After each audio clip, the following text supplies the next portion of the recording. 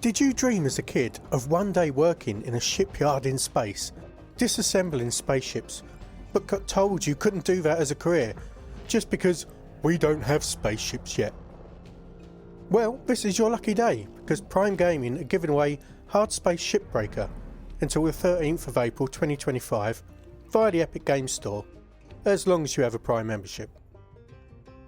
The game gives you a few options for your new life path when you start. There's standard difficulty, which gives unlimited revives but puts you on a 15-minute timer each shift, and gives you mild survival game aspects like limited fuel and oxygen. As these run low, you need to return to a terminal outside your hub and buy more of each of them. Obviously, if you run out of oxygen, you're gonna die.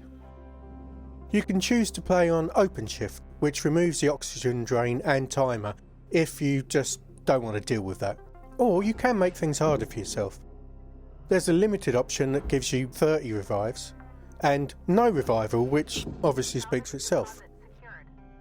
I chose to play on standard difficulty. I think it's the one most people are going to go for. You start the career part of your game over 1 billion credits in debt to the Lynx Corporation, with around 500,000 credits in payments due every day, living in your tiny hub attached to the dock where you work. It's not exactly a dream job. Those payments are for the hire of your tools and your genetic backups, because disassembling ships in 0G is really dangerous, and it's pretty easy to get yourself killed. Your aim is to clear your debt, of course, and you can only do that by salvaging as much of each spaceship as you can. The game tutorial is pretty good, slowly introducing the tools that you use as they become available, and the different spaceship configurations that require specific processes to make them safe to rip apart. Gameplay is pretty straightforward. There's your ship in your space yard, and there's 3 salvage areas to drag bits of the ship into. To either side of the yard are a furnace and a processor, and underneath, as much as there is an underneath in 0G, is the barge. Every individual piece of the ship will let you know where it needs to be sent to earn money for it, because sending it to the wrong place will be counted towards the loss counter and you won't get paid for it. You really want to maximise the amount you earn, obviously because, more money's better, but also because the more you earn, the more upgrade points you'll get that go towards upgrading your tools. You have access to 3 tools. There's the grapple, the cutter, and eventually the demolition charges. The grapple's a tractor beam that lets you detach objects from each other, sometimes, reel them in towards you and manoeuvre objects around, though how much you can move objects depends upon their weight and how much you've upgraded your grapple. You can push with the grapple too, so most of your time is spent detaching pieces and sending them flying towards one of the 3 areas. For those really heavy chunks of ship that you just can't push around, you can use tethers, which you can attach to anything in the shipyard and will pretty much pull anything together for a set amount of time. The cutter does exactly what it says. It cuts. You've got 2 options, a focus beam or a line cut. The tutorial helps you identify which one to use in which situation, and the cutter can be upgraded to deal with more difficult cut points. The game helpfully tells you the level of the cut points, so you know which ones you can and can't deal with. Cut points are important because they hold pieces of the ship together. Not everything in the game can be cut, and the game does let you know if a material can't be cut. Outside of that though, you can pretty much cut the ship up however you want, although you're probably going to destroy some valuable stuff if you just willy-nilly cut through stuff. When you can't cut through something, that's when you use the demolition charges. These blow the crap out of anything, including you if you are too close when you set them off. You can see exactly where the charge is going to be directed, so you can make quite precise cuts with them. Then you get clear and detonate them. If there's anything explodable around though, they're going to go up as well, so you've got to be careful exactly what you use them on. You have your own personal thrusters of course, that let you move about, but crucially also let you slow yourself down.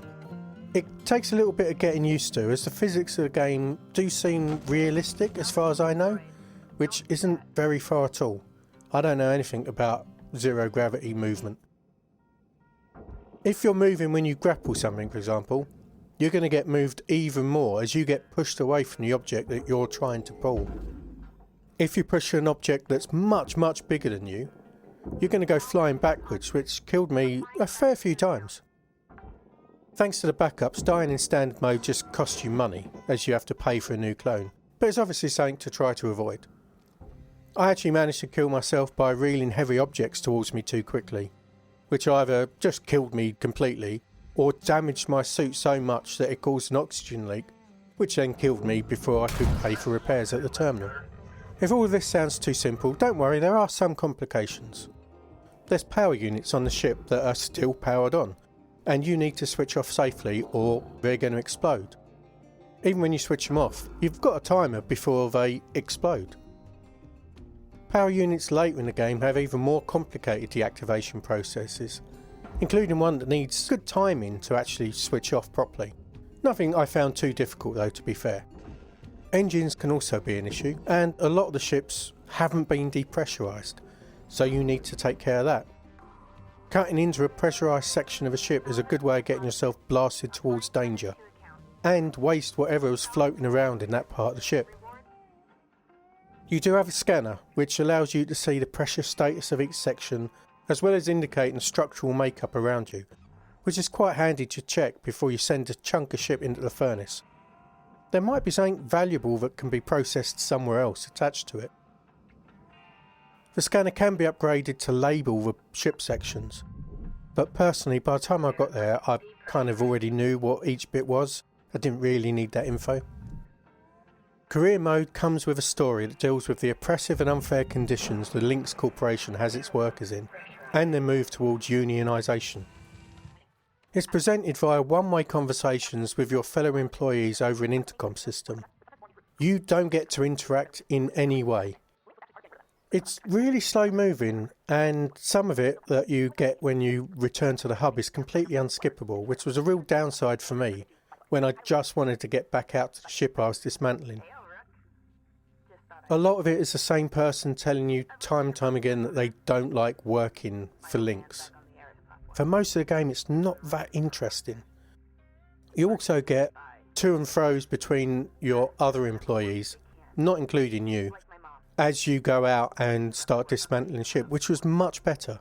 It didn't interrupt the flow of the game.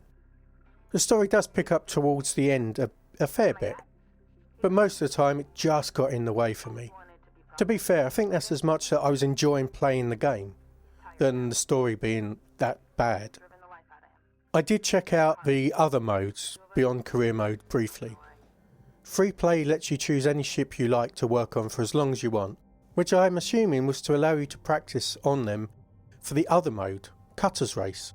This lets you compete against other people in a timed race to disassemble different classes of ship to get your name on the leaderboard. I didn't really go for that, and there's a big reason. I enjoyed this game a lot.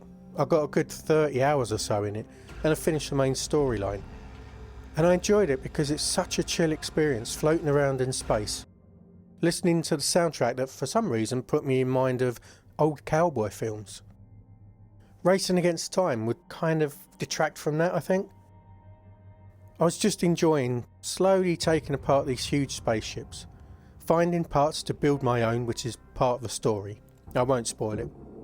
And paying off my debt little bit by little bit. The graphics aren't anything to write home about, but they do the job perfectly well. I don't think making them prettier would have improved the experience at all. I found something really satisfying in taking these ships apart, just like there is in the Power Wash Simulator games. I also liked the fact that the upgrades were pretty impactful. Upgrading the helmet, for example, meant my oxygen lasts the entire shift, so no trips away from doing what I wanted to do to buy more. I'd recommend pretty much everyone to give this a try while it's free with your Prime. I think it could appeal to a wide range of people. I really didn't think I was going to enjoy it, but I found myself wanting to come back to it time and time again, and I think you might too. Okay, I'm off to get my genetic data back from Lynx, because I'm tired of them making clones of me. Thanks for watching, and I'll talk to you soon. Goodbye.